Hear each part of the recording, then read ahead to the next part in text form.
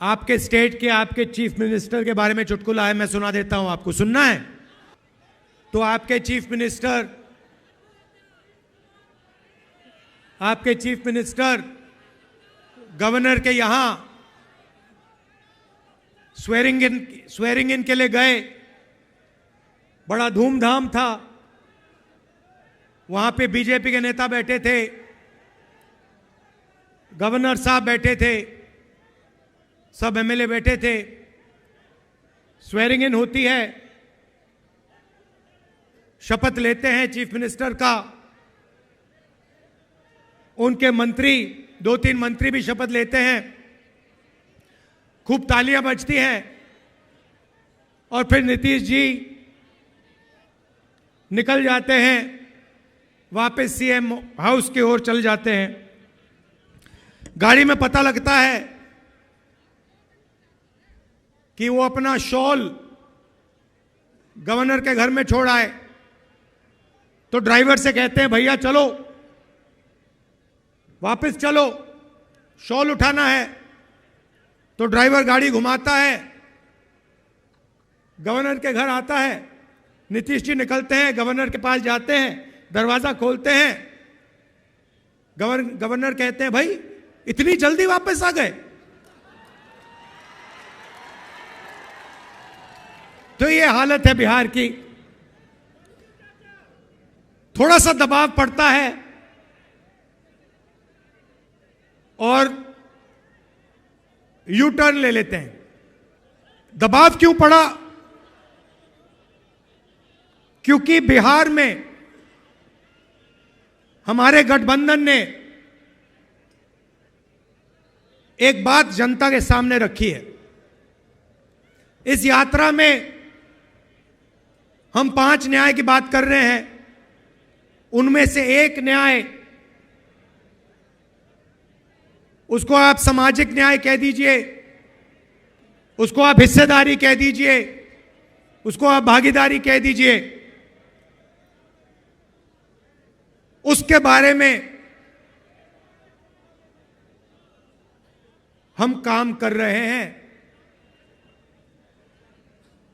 मैंने पहले भाषणों में कहा है कि इस देश में अलग अलग वर्ग के लोग हैं। पिछड़ी जात के लोग हैं, दलित हैं, आदिवासी हैं, माइनॉरिटी हैं, जनरल कास्ट के लोग हैं। हर समाज में कमजोर लोग हैं। ओबीसी समाज देश का सबसे बड़ा समाज है। मगर अगर मैं आज आपसे पूछूं कि इस देश में ओबीसी समाज की आबादी कितनी है, आप इस सवाल का जवाब नहीं दे सकते। दे सकते हैं? कोई नहीं जानता। और मैं सिर्फ एक बात आपके सामने रखना चाहता हूं। आप देश के किसी भी सेक्टर को देख लो, सरकार की बात करनी है तो मैंने पिछले भाषणों में कहा, जो देश की सरकार को चलाते हैं 90 अफसर हैं, आईएएस के अफसर हैं। 90 में से 3 ओबीसी वर्ग से आते हैं। और अगर 90 अफसर पूरे के पूरे बजट के बारे में निर्णय लेते हैं तो ये ओबीसी अफसर 100 रुपए में से 5 रुपए का निर्णय लेते हैं। तो सरकार में ना ओबीसी की, ना दलित की, ना आदिवासी की भागीदारी है। सरकार को छोड़िए, हिंदुस्तान की सबसे बड़ी 500 कंपनीज को देख लीजिए, उनकी लिस्ट निकालिए, उनके मालिकों के नाम पढ़िए, आपको उन नाम में से एक दलित, एक आदिवासी, एक पिछड़ा नहीं मिलेगा।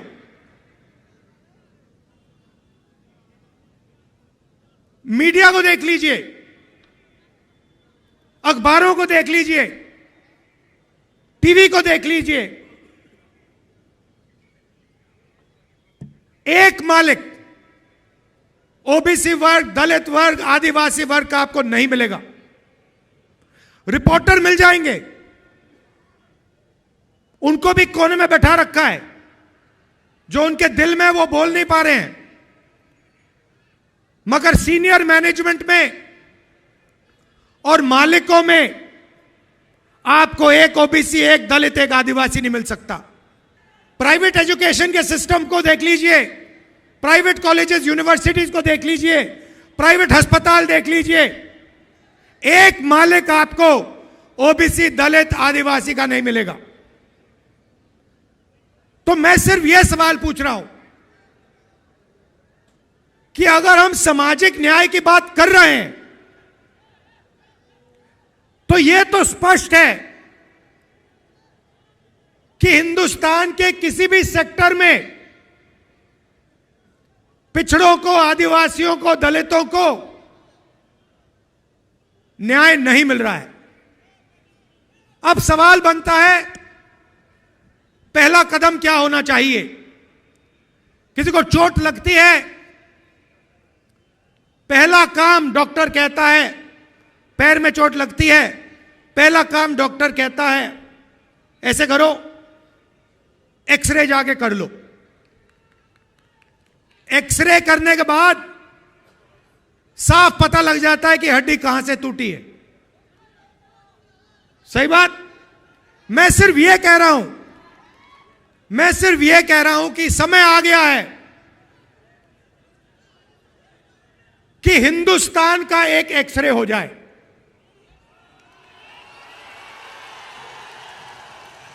एक एक्सरे हो जाए, उसके बाद एमआरआई भी हो सकता है, मगर पहले एक एक्सरे हो जाए कि इस देश में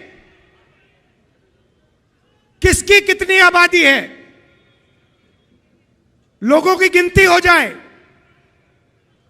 जनरल कास्ट के इतने लोग हैं, उसमें से अमीर इतने हैं,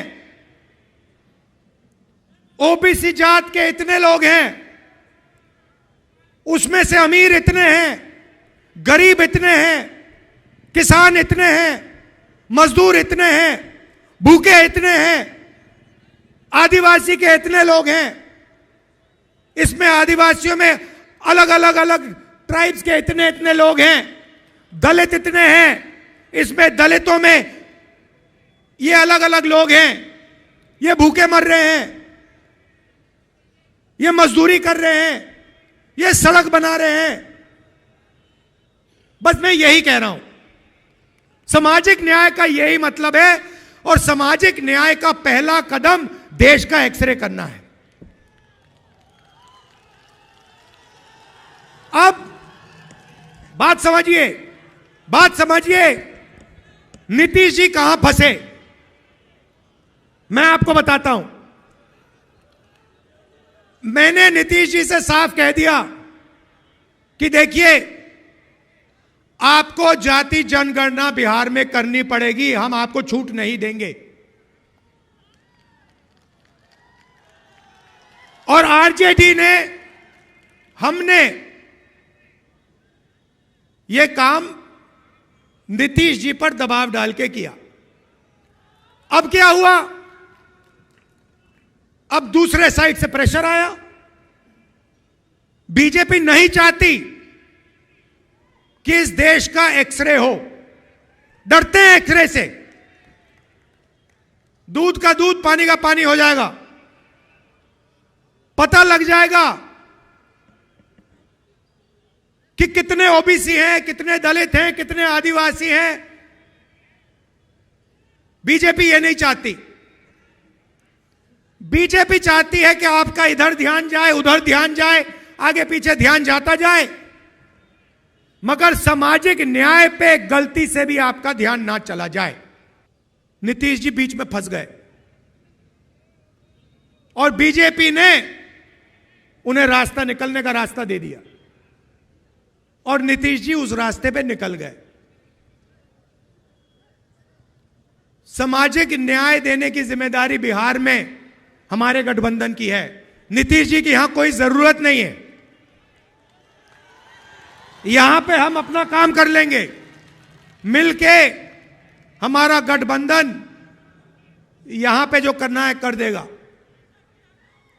यह हुई बात सामाजिक न्याय की। अब मैं आपको आर्थिक न्याय की बात करना चाहता हूं। आपने मुझे अभी वो माला दिया, मखाने वाला माला, उसको लाइए यहां जरा, कहां है वो? मैं 1 मिनट में आपको आर्थिक अन्याय समझाने जा रहा हूं। ये बिहार के मखाने इतने मजेदार है, ये खा गए होंगे उनको।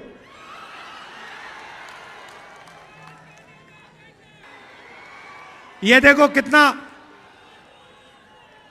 सुंदर मखाने का माला है। अब ये देखिए, मैं आपको मजेदार बात बताता हूं, इसको यहां लाइए। ये तकरीबन 10 किलो का है, ठीक है? इसको यहां रख दीजिए। ये बिहार के गरीब किसानों का खून पसीना है। सही बात है। ये बिहार के गरीब लोगों ने अपना खून पसीना देकर, घंटों पानी में बैठकर ये हमें दिया है। 10 किलो का है ये। आपको मालूम है ये अमेरिका में कितने का बिकता है? अमेरिका में अगर आप इसको बेचोगे, जो बिक रहा है अमेरिका में, ये बड़ा बिक रहा है आजकल। वहां पे फैशन आ गया है कि मखाना खाएंगे, बिहार का मखाना खाएंगे। सबसे पहले उनको मालूम नहीं है ये मखाना कहां से आता है, पहली बात यह है। मगर मेरा सवाल आपसे, ये 10 किलो की जो माला है, ये अमेरिका में कितने रुपए के लिए बिकेगी? चुप हो गए? मैंने नेट पे देखा, अभी देखा, ये माला 15,000 रुपए के लिए अमेरिका में बिकेगी। 15,000 रुपए 10 किलो के लिए। अब मुझे बताओ, इसमें से 15,000 रुपए में से बिहार के किसान को कितना रुपया मिल रहा है? बिहार का किसान 250 रुपए किलो के बेच रहा है, मतलब 2,500 रुपए 10 किलो के लिए। ये 15,000 रुपए, गलती की मैंने, ये 15,000 रुपए 1 किलो का, मतलब ये माला अमेरिका में 1,50,000 रुपए के लिए जाएगा। गलती कर दी, सॉरी। 1,50,000 लाख रुपए के लिए ये अमेरिका में बिकता है, और यहां पे हमारे किसान को 250 रुपए प्रति किलो, 2,500 रुपए 10 किलो के लिए। मैं आपसे पूछना चाहता हूं, ये पैसा जा कहां रहा है? ये जा कहां रहा है? किसके हाथ में जा रहा है? ये किसान के हाथ में तो नहीं जा रहा ना। तो ये देखिए, इसको कहते हैं आर्थिक अन्याय, और ये हर चीज में हो रहा है। जो मैकेनिक गाड़ी बनाता है, जिसने इस माइक्रोफोन को आज सुबह ठीक किया, मोबाइल फोन को जो ठीक करता है, जूते बनाता है, टी शर्ट बनाता है, जो भी हाथ से काम करता है, उसके साथ हिंदुस्तान में भयंकर अन्याय हो रहा है। इसके बारे में कोई बोल नहीं रहा। मैंने आपको बोला कि 10 किलो की माला अमेरिका में 1,50,000 रुपए के लिए बिक रही है, आप हैरान हो गए।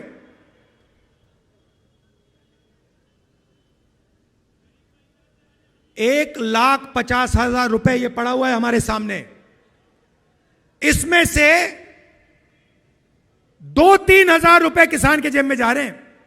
क्या ये अन्याय नहीं है? सबसे बड़ा अन्याय है।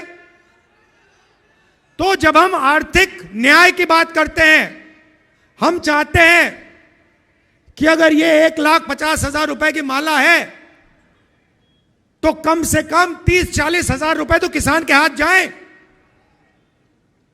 अगर मैकेनिक काम कर रहा है, मोबाइल फोन को कोई ठीक कर रहा है, खेत में काम कर रहा है, उसको अपनी मेहनत का सही फल तो मिले। और जहां भी देखो हिंदुस्तान में, मैंने छोटा सा उदाहरण दिया आपको, जहां भी देखो जो गरीब है, कमजोर है, हाथ से काम करता है, उसको अपनी तपस्या का फल नहीं मिलता देश में। तो ये दो बातें मैं आपसे कहना चाहता था। एक, किसकी कितनी आबादी है, ओबीसी कितने, दलित कितने, आदिवासी कितने, और उनमें से कितने गरीब हैं, कितनों के पास सरकारी नौकरी है, कितने कंपनी में काम कर रहे हैं, देश का एक्सरे। और दूसरा बहुत महत्वपूर्ण सवाल, 1.5 लाख रुपए की माला में से हमारे किसान को 2,500-3,000 रुपए क्यों मिल रहे हैं, ज्यादा क्यों नहीं मिल रहा है? यही दो सवाल हैं हिंदुस्तान के सामने। बाकी सब आपके ध्यान को इधर उधर करने की बात है। अब आप कहोगे इसमें बिहार का क्या रोल है, बिहार को क्या करना है? हजारों साल से यह प्रदेश इस देश को सामाजिक न्याय और आर्थिक न्याय दिखा रहा है। सोशल मूवमेंट होती है, देश जागता है तो बिहार से जागता है। गांधी जी के आज हम याद कर रहे हैं, उनकी तपस्या चंपारण में शुरू हुई थी, बिहार में शुरू हुई थी। इसलिए मैं आपको यहां कह रहा हूं, बीजेपी के लोग आपके ध्यान को इधर उधर करना चाहते हैं, क्योंकि वो नहीं चाहते कि आप सबसे जरूरी मुद्दे के बारे में बात शुरू कर दो। और दो ही मुद्दे हैं, आर्थिक न्याय जो मैंने आपको यहां दिखाया, और सामाजिक न्याय जिसको मैं एक्सरे कह रहा हूं, और वो भी पहला कदम है। भाई और बहनों, पिछले साल हमने भारत जोड़ो यात्रा की। कन्याकुमारी से हम कश्मीर तक चले, समुद्र के तट से शुरू किया, चलते गए चलते गए चलते गए, हिमालय तक चले। आप सब हमारे साथ चले थे।